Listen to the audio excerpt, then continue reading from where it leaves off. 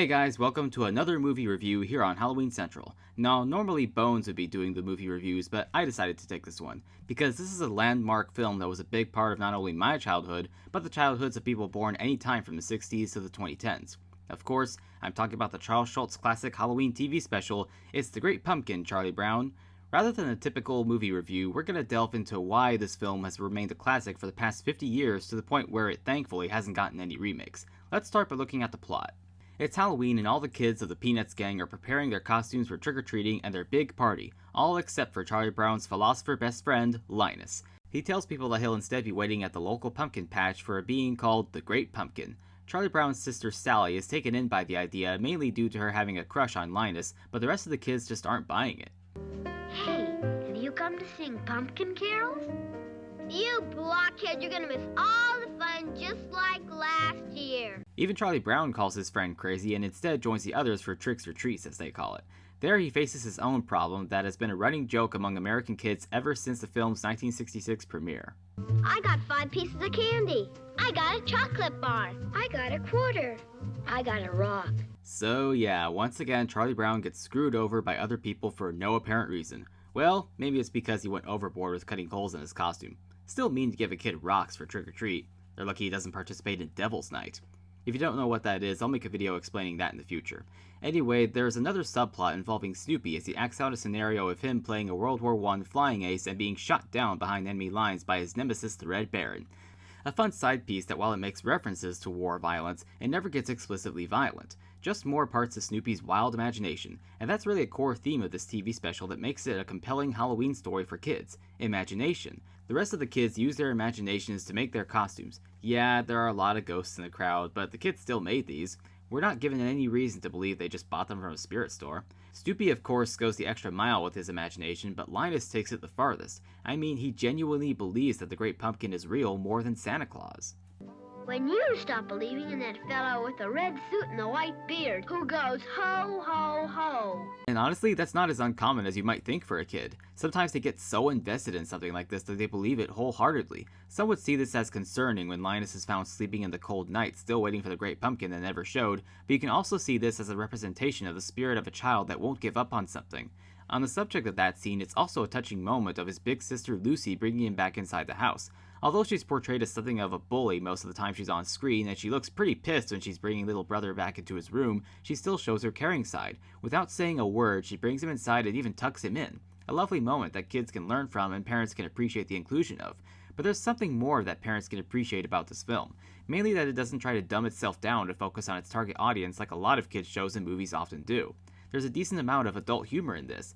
Right now you're probably thinking I meant that they snuck in sexual innuendos that only adults would get, since that's happened with other things made for kids. But that's not what I mean at all. You see, when Schulz conceived the Peanuts gang, they were meant to be kids who often spoke to each other like full-grown adults, talking about legal things and making philosophical or sometimes political references. This is why he was going to call his comic Little Folks until a major newspaper forced him to change the name to Peanuts.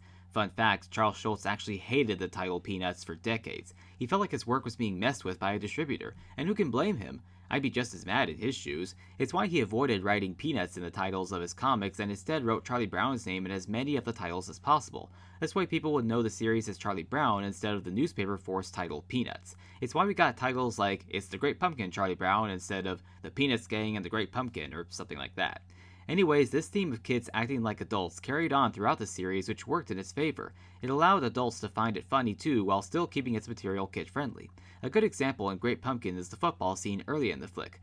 Lucy's up to her old trick of baiting Charlie Brown to kick the football so she can pull it away at the last second and watch gravity bully him for her. The scene starts as a typical childish argument, but then Lucy breaks out a signed document promising she won't trick him this time. The ruse works and Lucy pulls her trick once again. It's then that Lucy reveals... Peculiar thing about this document, it was never notarized. The brilliance of the scene is that it uses something only adults have had any experience with as a prop for its joke, so the notarized punchline hits home for the parents. But even though kids don't understand these things from experience, like what the word notarized even means, they still understand enough to find this funny. Lucy promised not to trick him, she does anyway. Wham! There are quite a few sequences like this that include both kids and their parents in the joke. It never resorts to childish gimmicks either, like fart jokes or anything that might be considered too over the top. Surprisingly, the film doesn't feel dated either. A lot of things made in the 60s look and feel like they're from that decade, which often makes it hard for modern audiences to watch willingly. Great Pumpkin, on the other hand, is very much a timeless classic. It doesn't have any piece of technology or cultural reference that makes it a blatant 60s film. I guess you could argue that it's dated by having an all-white cast with the token black character Franklin nowhere to be seen, but just because there is that absence doesn't mean the film is racist. It never once acts like it's okay to say or do anything racist because of the time. The only people who get anyone giving them a hard time are Linus, Lucy, and of course, poor old Charlie Brown.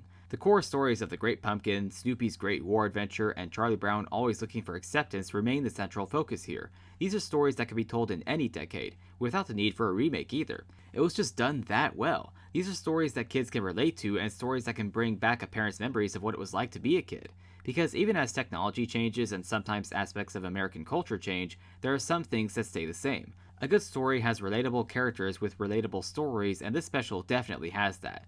Also, we have to talk about the look and feel of the film. The art really puts you in the autumn spirit with its mixes of orange, yellow, and red during the day, and its uses of black, blues, dark greens, and purples for the night scenes, but it's never to the point of making anyone feel scared. It's kid-friendly spookiness, just like the musical score by Vince Guaraldi. It has that perfect mix of eeriness and childlike whimsy.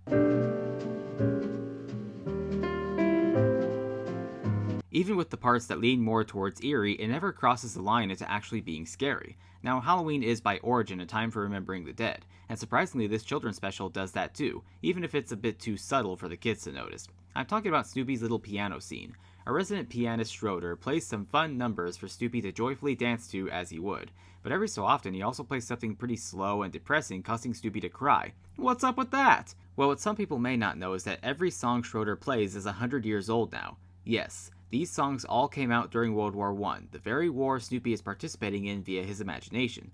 Two of the songs are more pleasant melodies to uplift soldiers' spirits, while the other two are more funeral-type songs. It's the movie taking a few minutes to pay a deeper tribute to those who fought and died in the war, a genuine practice of Halloween that's often overlooked today. The film does this despite the war having ended almost 50 years prior to the film's debut. So many elements come together to make this special work beautifully and appeal to audiences of all ages. It's fun, smart, and it's only 25 minutes long. If you're one of the few people living under a rock who's never seen this movie, be sure to watch it this Halloween season and every season after that, and show it to your kids. This has been a Halloween Central review. Subscribe for more Halloween goodness, and I'll see you all next time.